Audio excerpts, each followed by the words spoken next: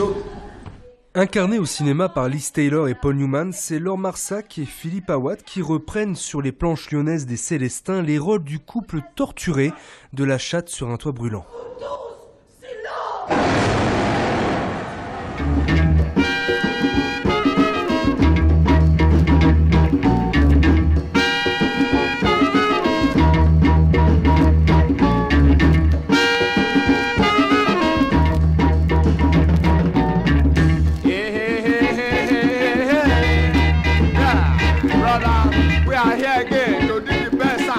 On nous prépare un plan de loi de finances 2014 en nous annonçant purement et simplement la réduction de plus de moitié de l'ISSP pour les gardiens de la paix élèves.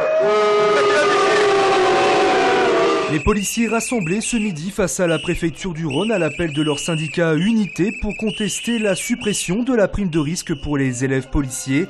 Pour eux, un manque à gagner de 200 € par mois. Ça représente 20% du salaire.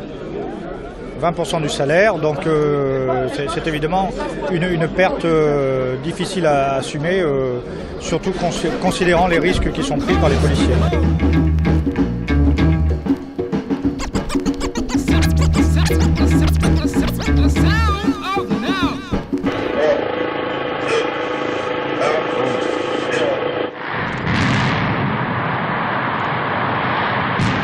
11h30 ce matin, les unités 1 et 2 de la centrale thermique EDF de Loire-sur-Rhône s'effondrent. En avril dernier, déjà 2 autres bâtiments avaient été démolis. 8 ans après la fin de son exploitation, c'est une page de l'histoire de la centrale qui se tourne.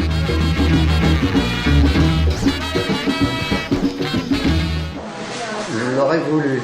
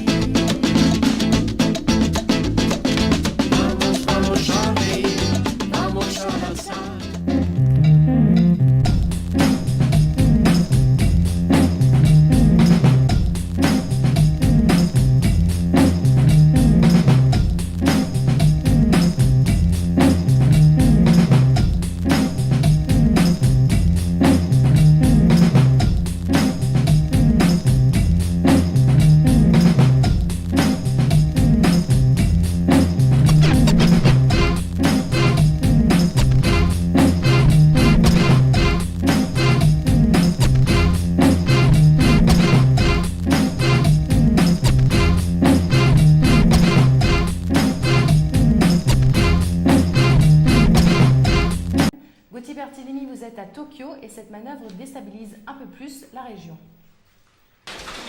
Et oui, est-ce que l'on peut dire, Margot, c'est que cette nouvelle incursion chinoise en territoire japonais provoque la colère de Tokyo et vient refroidir un peu plus encore les relations entre les deux géants asiatiques.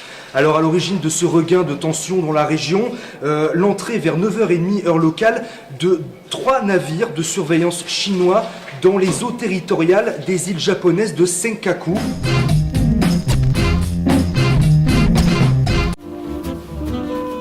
Panique au musée Saint-Raymond de Toulouse. Un homme gît sur le sol.